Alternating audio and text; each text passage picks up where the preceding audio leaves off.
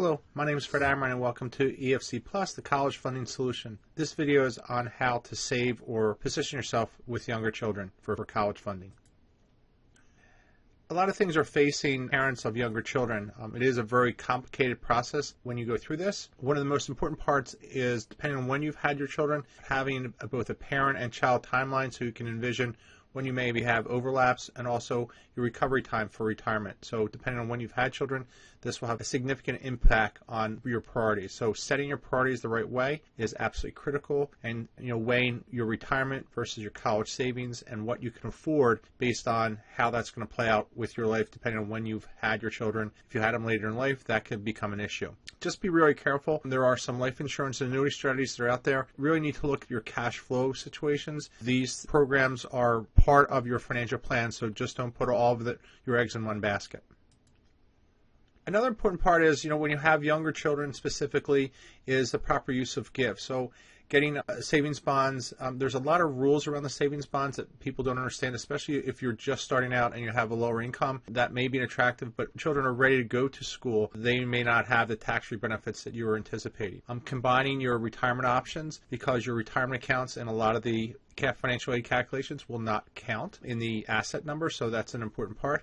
And understanding the different expenses of the different options that you have. So the 529 plans versus the U.S. savings bond is also important to know. I think a critical part, now we have a free one on our EFC calculator, is knowing what your EFC position is. So are you going to qualify for aid? How much will it be? Again, depending on how old your children are, how much time do you have before this all will change? And then some parents of younger children may also be facing their own student loan repayment. So understanding how that will impact, when are you going to be finished paying your loans? What decisions have you made? And this can also impact what you're trying to do.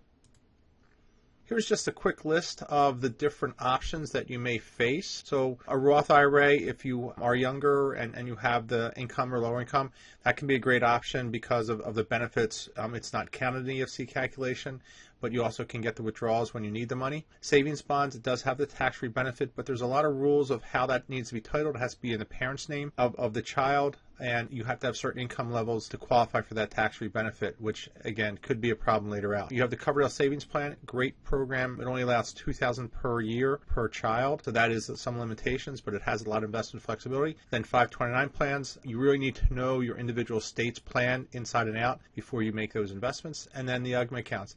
Be really careful of the UGMA accounts, because a lot of times you'll put money in there. And again, this is where we went back to the EFC calculation. Understanding the EFC calculation, some people may think that's a good or bad thing. There's two reasons you need to worry about the UGMA accounts. One, they are the child's asset once they turn 18 or 21, depending on your state, which you would lose control. And two, depending on what your financial aid position at that time, so life changes, maybe you get divorced or something like that, that could actually hurt your child for financial aid. So understanding those two controls are important. Again, these are just overviews. Please review our disclosure policy. These are not recommendations. They're just giving you information on the options you may have.